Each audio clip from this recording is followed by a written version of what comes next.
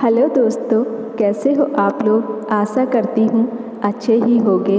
आज मैं आप लोगों के लिए बहुत ही प्यारी भाई बहन की कहानी लेकर आई हूँ कि मजबूरी में इंसान क्या क्या नहीं करता है। कहानी शुरू करने से पहले आप हमारे चैनल को सब्सक्राइब जरूर कर देना, साथ ही बेल आइकन को प्रेस करके ऑल पर क्लिक कर देना, जो ऐसी ही खूबसूरत कहानी आपको मिलती रहे। और कहानी पसंद आए तो वीडियो को लाइक शेयर ज़रूर कर देना। किसी पहाड़ी गांव में एक निर्धन किसान का परिवार रहता था। किसान की एक बेटी और एक बेटा था। किसान की पत्नी की मृत्यु हो चुकी थी। अपने दोनों बच्चों का लालन पोषण वह स्वयं करता था। समय के साथ साथ बच्चे बड़े हो गए। बेटी बड़ी थी सो किसान को उसके विवाह की चिंता सताने लगी। उसने पाई पाई जोड़कर जैसे तैसे उसका विवाह कर दिया।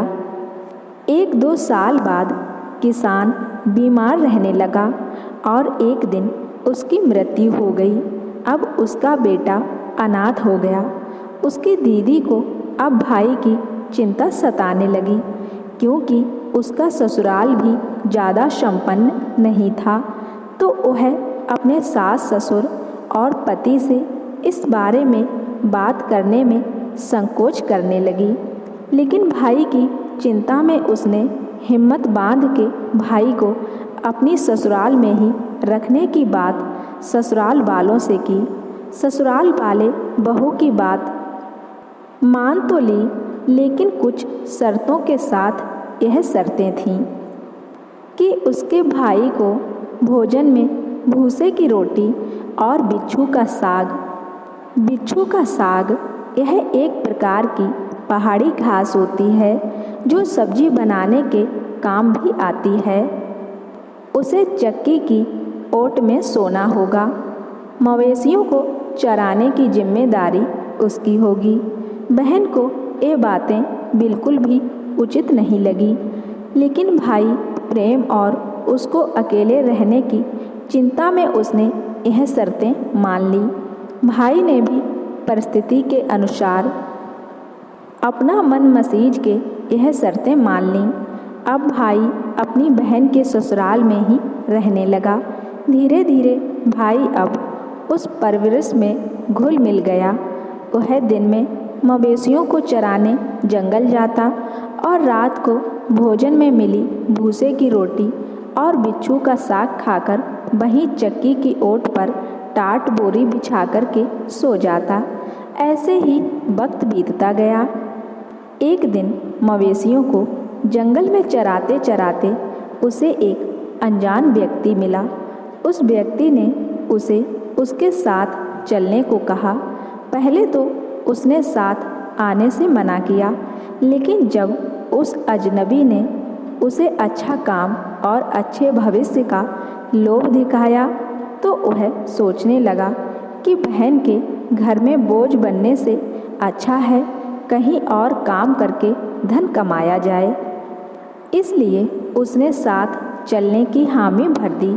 शाम को जब भाई नहीं लौटा तो उसकी बहन को चिंता होने लगी।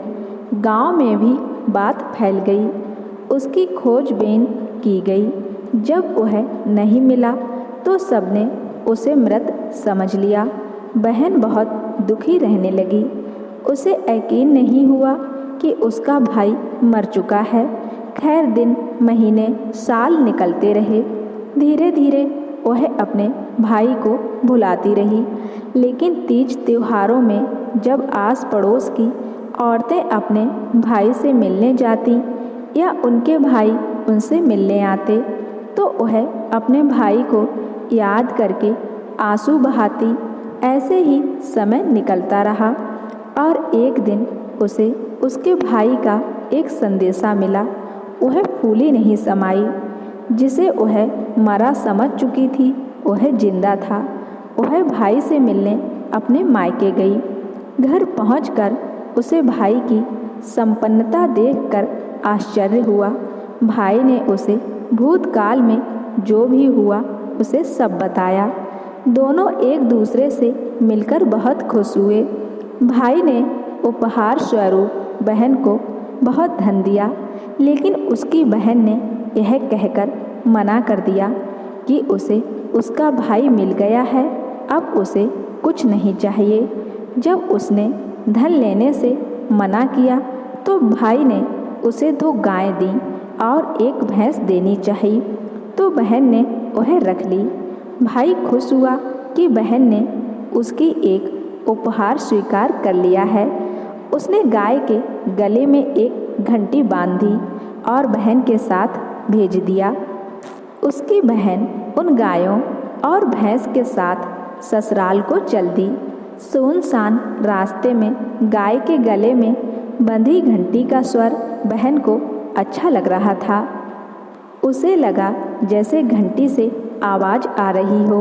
भूसे की रोटी, सिंगूड़ का साग खाया, हाँ दीदी हाँ। चक्की की ओट में सोएगा, हाँ दीदी हाँ। झाड़ू की मार सहेगा, हाँ दीदी हाँ। घंटी मानो यही बातें बोल रही हो।